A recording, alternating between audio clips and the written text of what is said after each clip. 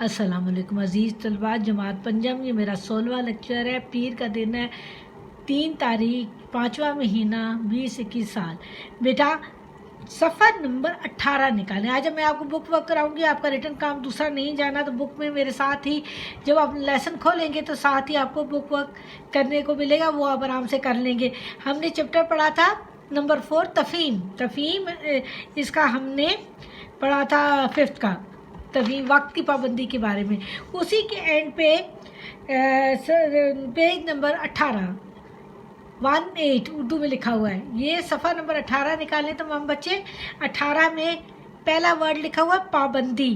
پابندی کو لفظوں کو الٹ پھیر کر کے تو نئے لفظ بنانے ہیں۔ پے الف پا نون ساکن پان، پہلا لفظ میں نے اوپر جو بنایا پان۔ الف بے دال چھوٹی جے ابدی، بندی، نبی، نون اور بے چھوٹی جے نبی۔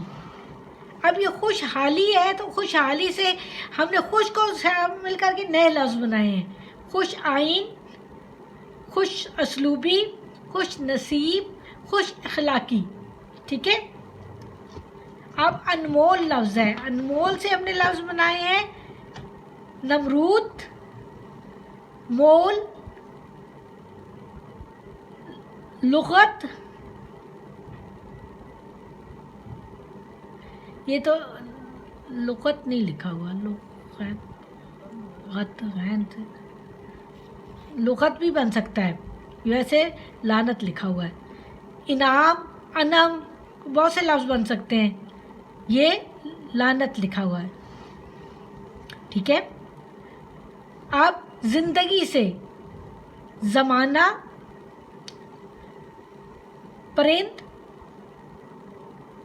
یہاں پہ گدا بھی لکھ سکتے ہیں،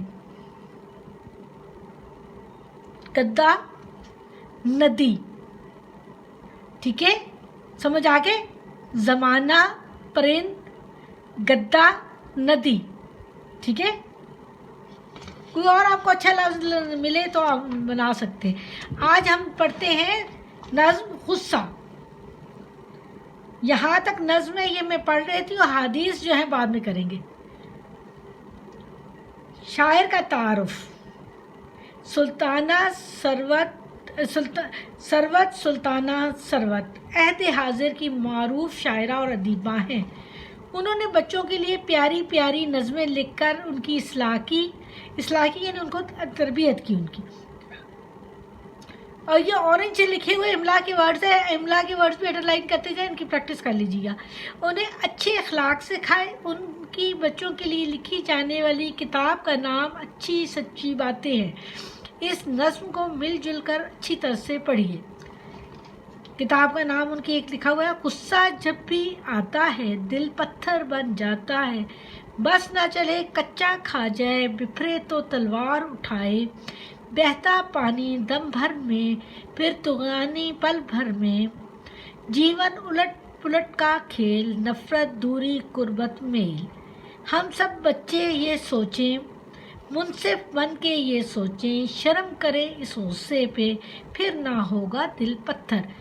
غصہ جو انسان کو اچانک آ جاتا ہے، وہ جو غصہ ہے نا، غصے پر قابو پانا ہے۔ احادیث میں یہ بات کئی جگہ آئی ہے کہ انسان کو اپنے غصے پر قابو پانا۔ پہلوان وہ نہیں ہے کہ کسی کے ساتھ مقابلہ کرے اور جیت جائے، پہلوان وہ ہے جو اپنے غصے پر قابو پا لے۔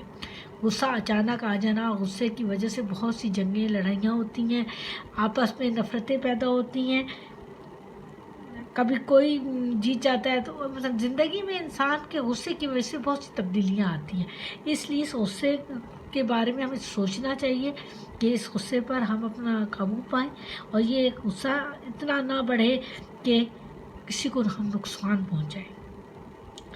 سمجھ آ رہی ہے نا بات؟ تو تمام لوگوں کو مل جل کر سوچنا چاہیے کہ ہم غصے پر کیسے قابو پا سکتے ہیں۔ غصے کی وجہ سے انسان کا دل پتھر کا بن جاتا ہے، اس کے اندر سے محسوسات ختم ہو جاتی ہیں، کسی کی ہمدردی ختم ہو جاتی ہے۔ تو ان چیزوں کا خیال رکھنا بہت ضروری ہوتا ہے۔ جس طرح بہت سارا پانی آئے تو طوفان، سمندر میں طوفان آ جاتا ہے نا، دریاؤں میں طوفان آ جاتا ہے، تو یعنی کا مطلب طوفان ہی ہوتا ہے۔ طغیانی لفظ کا مطلب ہوتا ہے طوفان. طوفان بہت زیادہ پانی ہو تو طوفان بن جاتا ہے. سیلاب باندھ ٹوٹ جاتے ہیں، سیلاب آ جاتا ہے، زمینیں زیر آب آ جاتی ہیں، زندگی کے بہت سے مسائل ہو جاتے ہیں. آج کل کے دور میں پانی بجلی کا کمی ہو جاتی ہے.